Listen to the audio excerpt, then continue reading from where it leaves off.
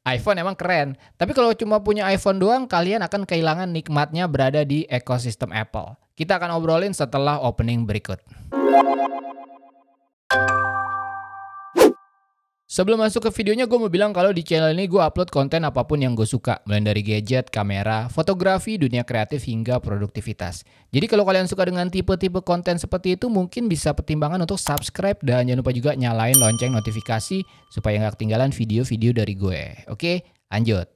Berapa banyak dari kalian yang punya iPhone? Berapa banyak dari kalian yang punya iPhone dan produk-produk Apple lain? Seperti yang gue bilang di awal video, kalau kalian hanya punya iPhone doang tanpa merasakan nikmatnya masuk ke ekosistem Apple, mungkin ya, kalian akan ketinggalan banyak hal yang memudahkan hidup.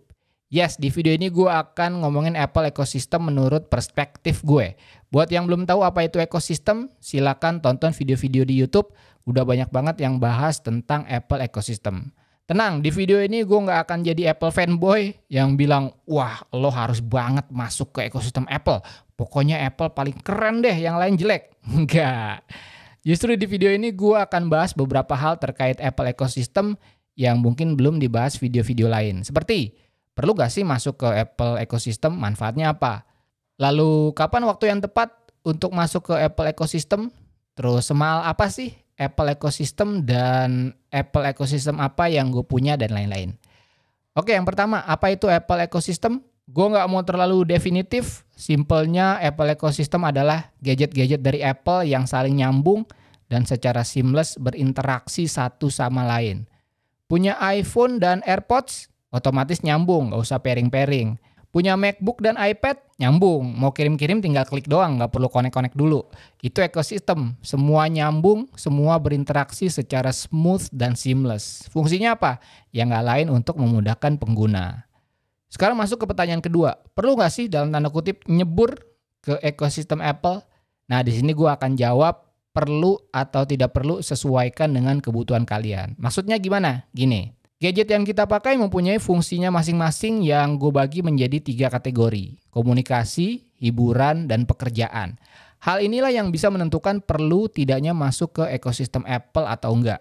Kalau gadget hanya berfungsi sebagai alat komunikasi, misalnya telepon, chat, atau email, ya nggak perlu nyebur ke Apple ekosistem. Satu iPhone aja udah lebih dari cukup untuk fungsi tersebut. Yang kedua, hiburan. Browsing-browsing sosmed, nonton YouTube, streaming film, dan lain-lain. Apakah perlu masuk ke ekosistem? Mungkin belum perlu. Kalian bisa pakai satu iPhone, atau kalau mau layar yang lebih besar bisa pakai iPad. Tapi, nah ini dia. Kalian bisa mendapatkan experience yang lebih asik lagi dengan menambahkan satu gadget lagi, yaitu AirPods atau AirPods Pro. Dengan fitur-fiturnya yang menarik seperti spatial audio dan lain-lain. Sekali lagi, penting? Mungkin enggak.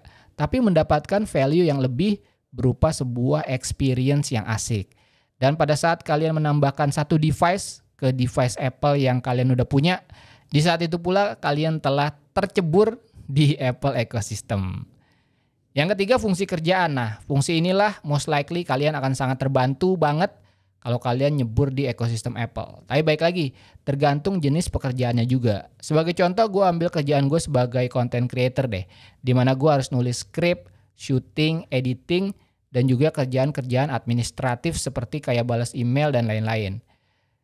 Gue sangat diuntungkan karena ada di ekosistem Apple. Misalnya, menulis skrip. Kerjaan ini most likely gue kerjakan di iPad Pro plus Smart Folio Keyboard menggunakan aplikasi Notes. Kenapa di iPad Pro? Ya karena enak aja buat dibawa-bawa dan gue bisa nulis skrip dimanapun. Tapi kalau skrip gue belum selesai dan mau gue lanjutin nulis di iPhone atau iMac gue tinggal buka aplikasi Notes dan skrip yang tadi gue tulis udah ada di kedua device tersebut. Dan gue gak harus pindah-pindahin file lagi. Again, ekosistem, semua nyambung dan seamless. Contoh lain, gue lagi ngedit video di iMac gue melalui software Final Cut Pro. Terus tiba-tiba ada footage yang kurang. Gampang, tinggal shoot aja pakai iPhone gue. Nanti hasil footage yang gue shoot pakai iPhone udah nongol di library Final Cut Pro dan siap edit. Nggak pakai pindah-pindahin file lagi. Mau transfer file antar device, tinggal tap AirDrop. Mau pakai layar iPad gue sebagai layar tambahan dari iMac gue, seperti yang sering gue lakukan di setup podcast, gampang, tinggal nyalain fitur sidecar, kelar. Itulah ekosistem, nyambung, seamless. Jadi kesimpulan atas pertanyaan perlu nggak sih nyebur ke ekosistem Apple? Menurut gue fungsi komunikasi belum perlu. Fungsi hiburan nice to have. Fungsi kerjaan perlu banget dan kalian akan sangat terbantu di workflow kerjaan kalian. Pertanyaan selanjutnya, kapan saat yang tepat untuk masuk ke ekosistem Apple? Ya ini di luar masalah budget ya. Kalau duit nggak berseri mah ya beli aja semuanya. Tapi overall saat yang tepat masuk ke ekosistem Apple adalah pada saat dana dan kebutuhannya udah ada. Misalnya sekarang kalian punya iPhone doang, terus ada dananya buat nambah satu device lagi. Mungkin bisa coba AirPods atau AirPods Pro kalau skenario pemakaian kalian heavy di entertainment. Atau kalau kalian anaknya hidup sehat dan fitness banget, plus pengen gaya, ya ambil aja Apple Watch. Jadi lihat dulu ada kebutuhannya enggak, bukan asal main gaya-gayaan doang. Next question, semahal apa sih nyebur ke ekosistem Apple? Well, kalau pertanyaannya semahal apa ya nggak terbatas. Mungkin kita balik dikit kali ya. Semurah apa kita bisa masuk ke ekosistemnya Apple? Nah, kayaknya itu lebih pas buat kita-kita. Untuk menjawab pertanyaan itu baik lagi ke kebutuhannya apa dulu. Semakin basic ke kebutuhannya akan lebih murah dibanding dengan kebutuhan untuk kerja. Kalau kita ambil contoh yang paling atas misalnya untuk kerja dan produktivitas deh. Bisa dimulai dari satu iPad ditambah aksesorisnya. Kalau mau powerful bisa langsung ambil iPad Air 4 ditambah keyboard dan atau Apple Pencil kalau memang diperlukan. Budget ya sekitar 15 jutaan. Dengan harga yang sama bisa ambil MacBook Air M1. Baik lagi tergantung pekerjaannya seperti apa ya. Tapi untuk skenario content creating, kedua setup tadi udah lebih dari cukup untuk menyelesaikan pekerjaan.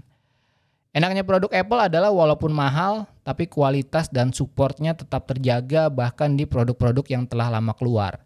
Jadi untuk mengakali budget masuk ke ekosistem Apple, salah satu caranya adalah mix and match antara produk baru dan second. Tentu aja lihat lagi kualitas produk secondnya seperti apa. Pertanyaan terakhir, ekosistem Apple seperti apa yang gue punya? Well, gue ada beberapa produk Apple yang mendukung kebutuhan gue yaitu entertainment dan kerjaan. Gue punya iMac 5K 27 inch sebagai alat utama editing gue. Lalu gue ada iPad Pro ditambah dengan aksesorisnya yaitu Apple Pencil, Smart Folio Keyboard, dan AirPods Pro. Setup ini gue gunakan untuk entertainment seperti nonton dan streaming.